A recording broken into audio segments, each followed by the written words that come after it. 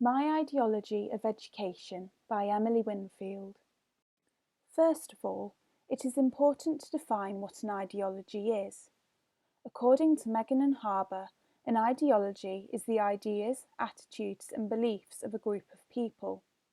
In this context, these relate to the arrangements for education, both formal and informal. Ideologies are influenced by a variety of factors, such as the context of the time period and the ideologies of others, but the most influential factor when considering my stance on education was personal experience. There are four aspects underpinning my ideology, all of which have been informed by my experience as a student and observations made on placement. Firstly, pupils should be placed at the heart of teaching and learning processes and have a variety of opportunities to learn. Secondly, more creative and varied modes of assessment should be implemented throughout the student's educational journey. Thirdly, all subjects should have equal value and links should be established between them. And fourthly, more time and space should be dedicated to well-being and development. The first thing that I want to discuss, however, is my purpose of education, which is to educate the whole child. Whilst ideologies are frequently grouped by their emphasis, whether this be on the individual, knowledge, or society, I believe that there is great intersectionality between these categories. If the needs of a student are being met, their educational performance increases. Deeper knowledge and attitudes to learning can be promoted when its practical purposes are understood, and skills development can ensure lifelong happiness through better self-confidence and employability. Therefore, it is paramount to my ideology that there is equal emphasis on the individual, knowledge, and society in education. My ideology begins with where and how learning takes place. I believe that at least 50% of this should occur in the classroom, where students take basic content, delivered through didactic teaching methods, as a starting point to construct their own deeper knowledge through collaborative hands-on learning strategies. The teacher should follow the Montessorian approach, simply maintaining an effective learning environment and guiding students where necessary. Outside of the classroom, I believe that there should be independent study time, particularly from Year 7 onwards, allowing students to work according to their needs. This promotes management and organisational skills, even in those students who may take this time to relax. Independent learning, however, should not necessarily correspond to learning in isolation, and some students may choose to work collaboratively during this time.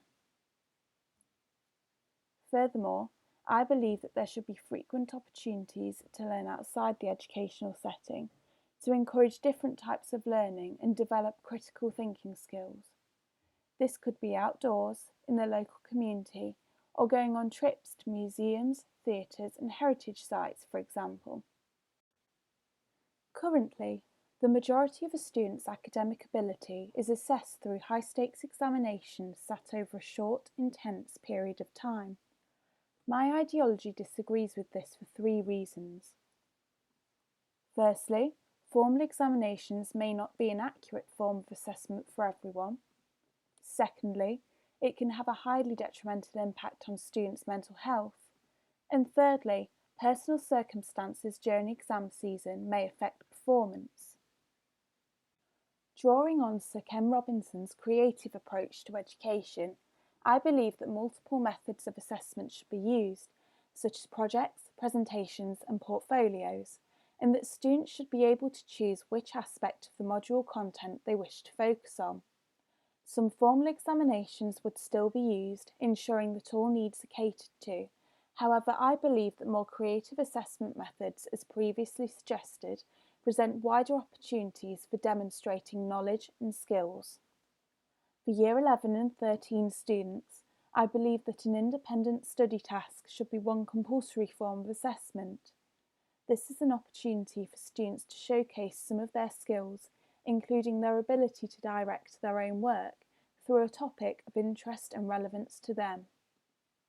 In addition to this, I believe that assessment should be conducted throughout the student's educational journey, alleviating the pressure on end-of-year exams and providing a fairer overall picture of achievement and dedication to learning. Currently, in England, core subjects are prized, that is English, mathematics and science, yet I believe that humanities, technical and arts subjects should hold the same value.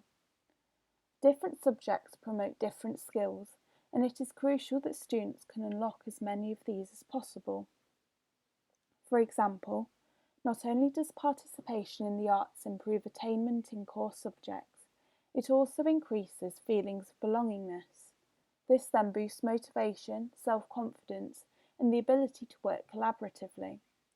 It is crucial to my ideology, however, that these skills are not taught, but allowed to develop naturally through teaching, learning and assessment strategies.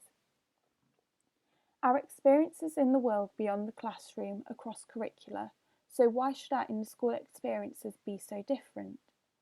By ensuring that connections are established across subjects, students can gain deeper, long-lasting knowledge, which will prepare them for life after school. After learning about its success in Finland, I would introduce phenomenon-based learning into educational settings. Linked to real-world issues, this type of project-based learning naturally promotes practical, cross-curricular learning, allowing students to actively engage with both new content and prior knowledge.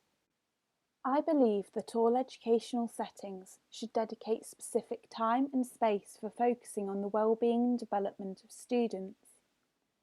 It has been argued that mindfulness, broadly defined as the acknowledgement and focus of the present moment, is an essential life skill that enhances student well-being as well as boosting academic achievement. Techniques such as meditation and journaling lead to a better awareness and understanding of the individual body, mind and emotions, promoting self-growth. I would ensure that some elements of the practice are compulsory. Post-lesson reflection, for example, can help to guide students' steps to improvement, as well as provide a boost of motivation when they acknowledge a positive. Optional dedicated mindfulness sessions would also be made available to all students.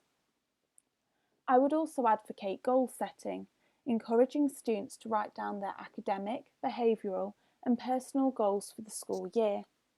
Research by Latham and Locke suggests that by setting hard but achievable goals, the individual's persistence towards achieving them is greater, and from experience this could improve behaviour in schools, as all students have something to work towards which will be of individual benefit to them. Feelings of success and well-being are also heightened upon completion, fulfilling Maslow's esteem needs and therefore boosting motivation to achieve more. I believe that goal setting is crucial for promoting students' personal and academic growth, pushing them to reach their full potential. There are several other elements to my ideology, however the 4 sections covered in this video are at its core. Despite the influence that more experience will have on my ideology over time, I wholeheartedly believe that, like Pestalozzi, education should serve to develop the whole child, head, heart and hands, providing students with a strong foundation to take the next step in their lives, whatever that may be.